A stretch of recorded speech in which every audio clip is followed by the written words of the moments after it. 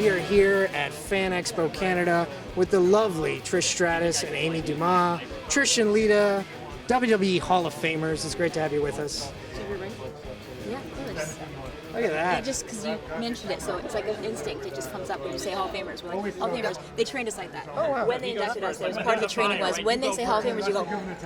Now, do you guys ever like tap them like the Wonder Twins? Oh yeah. Yeah? So, There you go. did you see that spark? Add that in post. Amy, you had the Hall of Fame this year, of course Trish before that, but your Hall of Fame speech was really special because I find Hall of Fame speeches are usually either very touching or very funny, and you did a really good job of riding the line on both. Yeah. You did a great job, and it's like this Hall of Fame speech had Arn Anderson and Rey Mysterio drinking Miller Lights.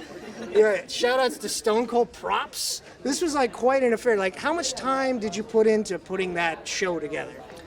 Let me let you in. So I knew the arc, what I wanted to, some things I wanted to say, because up until my moment, my career had been perceived through other people's eyes. Right. So I was like, this is my chance for my personal reflection and my, what I want to say and things that haven't been covered in interviews.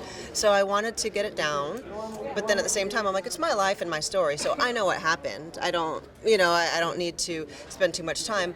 Plus, I've been told there's a teleprompter, so I'm just gonna throw that in there. And then I think it was about an hour before we were live. They're like, oh, by the way, there's no teleprompter. So I was like, oh, I haven't spent like one minute reading over the speech since I made the notations for it. But I was like, well, and then I think it was like 5 minutes I might have stressed out, and then I was like, oh well, I mean, whatever happens, happens. Because in the meantime, there's people filing in that I haven't seen. We're playing around, taking pictures. I'm like, no, this is way more fun than me like sweating, trying to read through my speech 10 times. And I was like, whatever happens, happens. And so I just went out there and kind of rolled with it. Yeah. Well, I think honestly, I know everything came from the heart from her, and that's why it worked so well. Like she was just telling her story and talking to the people, and that's why it was awesome. And I was so proud of it. It was awesome to be a part of it. Yeah. And I gotta say, ladies, the wheatgrass shot, nice touch. That was a bit of class right there, definitely. Now, Trish, a few years ago, you did the movie Bounty Hunters, Correct. which fun little movie, a lot of fun. You're in a film that's coming out soon called Gridlocked. Yeah. Yeah. Can you tell us a little bit about that film? Your role in the movie? Sure. So I'm part of a SWAT team. I'm with a soon to be retired Danny Glover. he actually said he goes, I think I played the most roles like ever from anyone that says I'm about to retire. That's his thing now, right? So Danny Glover's in it. Dominic Purcell from Prison Break, Stephen Lang from Avatar, and Vinnie Jones. So basically, there's good guys and bad guys. They try to infiltrate our facility, and we have to defend our facility, and it's pretty awesome. And there's a lot of gun show action, and I mean both kinds, this kind and the other kind. Yeah, it was fun to work with the fight coordinator and bring my toolkit, and sort of be like, these are the things I can do. Let's work this into what we can do. So I did sort of my own stunts within using guns and whatnot. So it was a blast, and the action was fantastic. I mean, the director really tried to do like a throwback to Lethal Weapon and to Die Hard and the real old school action flicks. So it's really good and really action packed. I'm really excited about coming Awesome. out. Well, if it's even like just an inch as fun as Bounty Hunters, it should be pretty good. Thanks. Yeah, the fight scenes were awesome in that, Yeah, right? no, I gotta say, that's the thing. Like with Bounty Hunters, the great thing about it is just it was fun action. Yeah. There was, like a really like almost comic booky type plot. Yeah. Is that the kind of actions that you gravitate toward more too, as opposed to like when they try to be like really dark and serious and like brooding type? Well, I think Gridlocked has more dark and brooding. Oh, yeah? Yeah.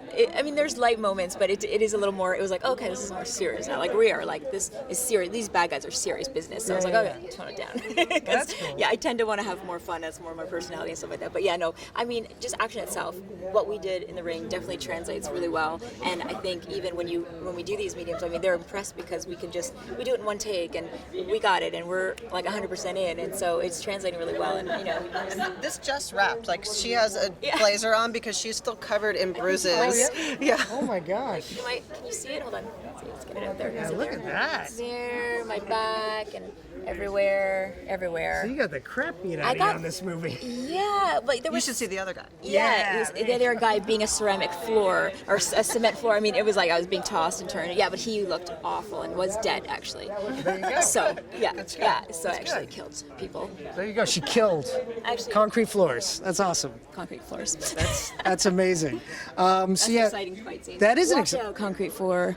I'm coming to get you. yeah, it sounds like something that would be what a promoter would book for Mick Foley. You know, The concrete floor match. yes. All three characters, Mankind, Dude Love, all fighting on yes, the concrete floor. On the concrete. I like it. Yes. And it would end with the Cactus Book Jack out. that somebody. We need to be Yes. there. Yeah. We'll referee the match. Exactly.